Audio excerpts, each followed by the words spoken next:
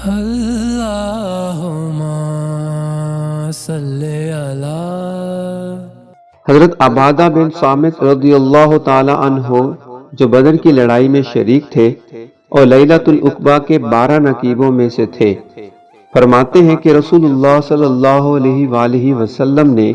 اس وقت جب آپ صلی اللہ علیہ وآلہ وسلم کے گرد صحابہ کی ایک جماعت بیٹھی ہوئی تھی، فرمایا کہ مجھ سے بیعت کرو اس بات پر کہ اللہ کے ساتھ کسی کو شریک نہ کرو گے، چوری نہ کرو گے، زنا نہ کرو گے، اپنی اولاد کو قتل نہ کرو گے، اور نہ کسی پر کوئی ناحق بہتان باندھو گے، اور کسی بھی اچھی بات میں اللہ کی نافرمانی نہ کرو گے۔ جو کوئی تم میں اس عہد کو پورا کرے گا تو اس کا ثواب اللہ کے ذمہ ہے، اور جو کوئی ان بری باتوں میں سے کسی کا ارتکاب کرے اور اسے دنیا میں اسلامی قانون کے تحت سزا دے دی گئی تو یہ سزا اس کے گناہوں کے لیے بدلہ ہو جائے گی،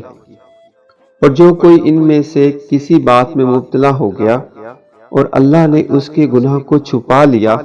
تو پھر اس کا معاملہ اللہ کے حوالے ہے، اگر چاہے معاف کرے اور اگر چاہے سزا دے دے۔ عبادہ کہتے ہیں کہ پھر ہم سب نے ان سب باتوں پر آپ صلی اللہ علیہ وآلہ وسلم سے بیعت کر لی۔ صحیح بخاری حدیث نمبر 18۔